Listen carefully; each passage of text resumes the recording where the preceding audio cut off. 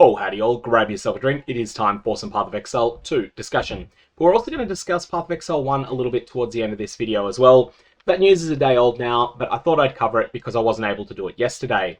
Grinding Games today posted the patch notes for patch 0.1.1c for Path of Exile 2. A lot of these letter patches tend to be pretty small in scope. This one though is going to be a little bit more significant than most of them. That's why I'm doing a video. This is not live yet, but they are expecting to deploy it this week at some point. And quite often, by the time they post the patch note preview, it's actually going to go live that day. But it could also be that it goes live on Friday, or who knows, maybe they'll find that there's some last minute problem with it going live at all. There's a number of small changes, including things that are bug fixes to really corner case things that can come up on the Atlas, and a couple of clarity things like adding minimap icons for strongboxes. Not very important with the current state of strongboxes, but a welcome little change.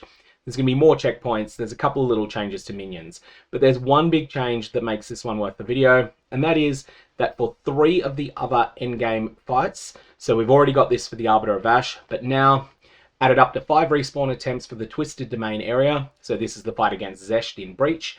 This is going to be based upon the area difficulty.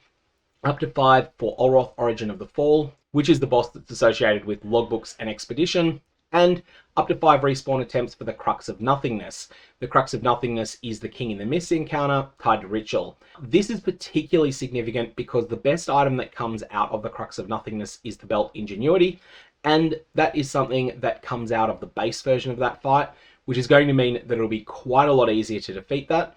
And I think we might see a spike in the price of Crux of Nothingness entry tokens, which is the Audience with the King item, comes out of rituals, which will make in-map ritual events more valuable than they are now. But at the same time, we might see a fall in the value of Ingenuity.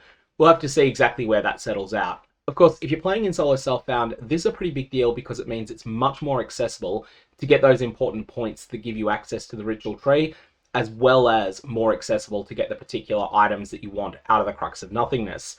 And again, Ingenuity, you're almost certain to want that.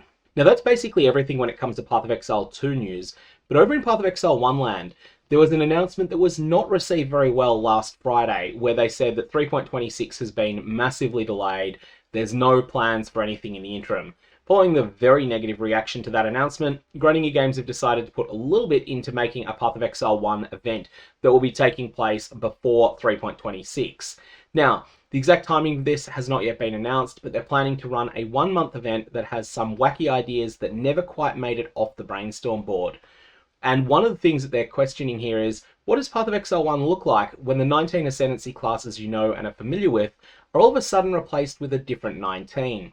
What does it look like if the Witch gains the ability to ascend into a Harbinger? Now I'm speculating here, but I think that some of these Ascendancies might actually be ones that were designed for Path of Exile 2.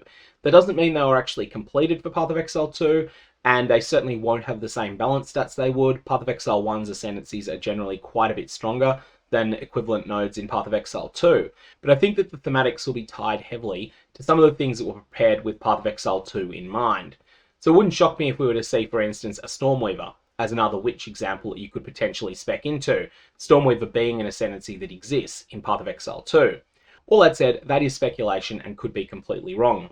This is going to be really interesting to see how this plays out. I think there'll be a lot of popularity for an event like this, because if there's one thing Path of Exile 1 players like, it's when there's a whole bunch of new builds to explore, and that's come up in the past with things like the Krangled Passives event. And I think players liked it more than Grinding Games might have expected, and that reaction may have been influential in this event coming out. Anyways, there'll be more information on this. As well as this, the private league that's being run by streamer Pohx has absolutely exploded. That ended up hitting the hard cap of 20,000 players in private leagues. Grinding Games have since made some changes at the back end, increasing the hard cap to 30,000, and they also provided 10,000 additional slots at no charge. This is interesting in that it's meant that Path of Exile 1 has had quite an uptick in play in the last couple of days, and I expect that'll continue for the rest of this week.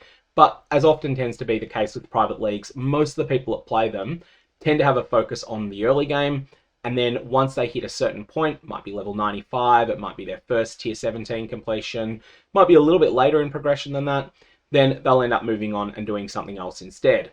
Anyway, that's the news that's come out so far this week. Sorry I couldn't get the Path of Exile 1 news to you yesterday when it was fresh, but unfortunately I wasn't at home. So I'm going to leave it there. May your Varlobs have interesting results.